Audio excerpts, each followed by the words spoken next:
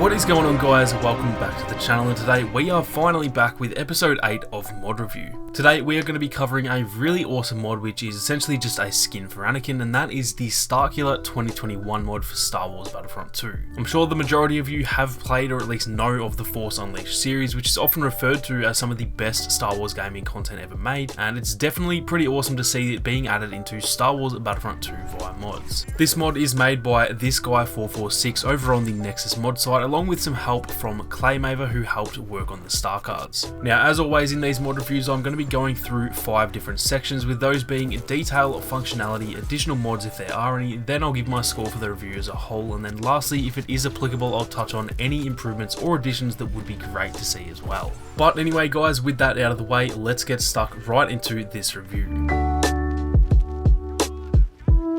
When it comes to the detail of this mod, it is definitely up there as one of the higher quality skins that I've seen in quite a while, especially for how difficult it can be to make character models and faces look accurate to how they look in other media. Now, this mod comes in 2 different packs, with the first one being the Force Unleashed 1 pack and the second one being the Force Unleashed 2 pack, and each pack comes with 3 different appearances for you to choose from. In the Force Unleashed pack, it has the Corellian flight suit skin, the Jedi Adventurer robe skin, and the Jungle Combat gear skin, all of which look really solid and seem to match the Force Unleashed visuals almost perfectly.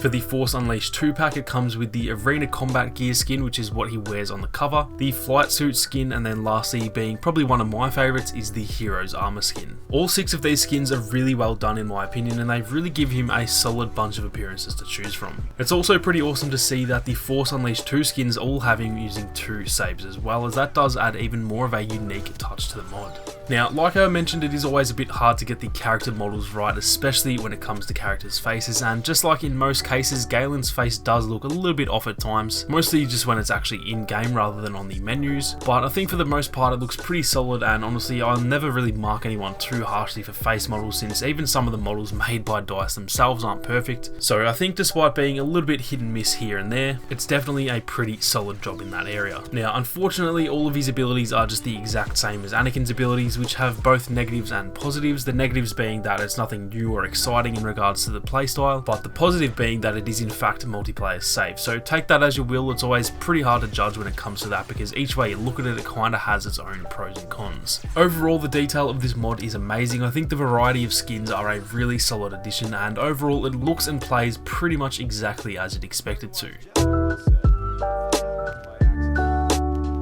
When it comes to the functionality, as in how well the mod works, whether there are any issues or anything like that, there was literally not one single thing that I could find wrong with the mod overall, aside from just some small clipping issues and stuff like that. With Galen obviously having 2 sabres and also using them backwards compared to how Anakin uses them, there are plenty of times when you can pretty much stab yourself in the guts with both lightsabers, which obviously looks pretty funny, but at the same time it has absolutely no effect on the gameplay at all. Overall, the mod functions exactly as it needed to, and so it definitely doesn't lose any points in that regard.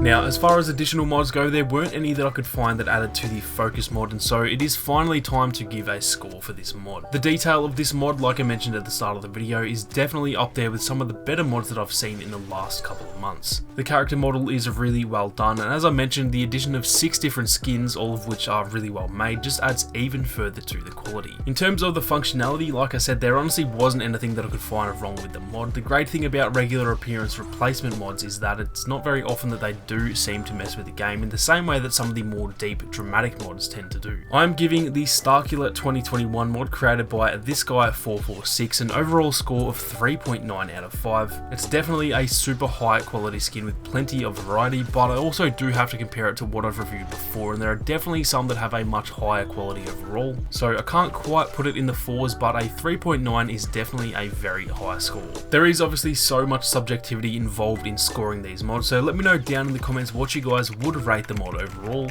Obviously it's a little bit harder without having played it yourself, but from what you've seen in the video, let me know down in the comments what you guys would give this mod out of 5.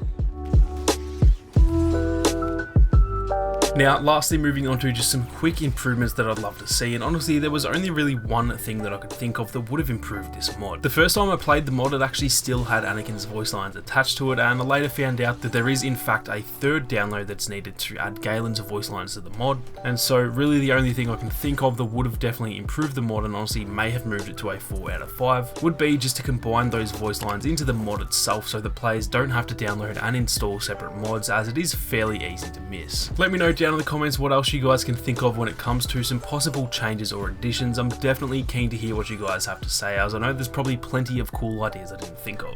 That is going to do it for this one though, guys. Hopefully you enjoyed this episode of the mod review series, and if you did, then be sure to go and check out some of the latest episodes, with the last one covering an awesome battle damage Vader mod for Star Wars Battlefront 2. If you enjoyed the video, then be sure to leave a like down below, and if you are new, then consider subscribing to the channel with those notifications on. Thank you all so much for watching. You guys have a great day, and I'll catch you all in the next one.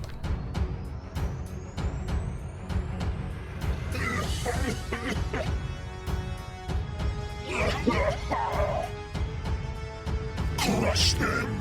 Make them suffer!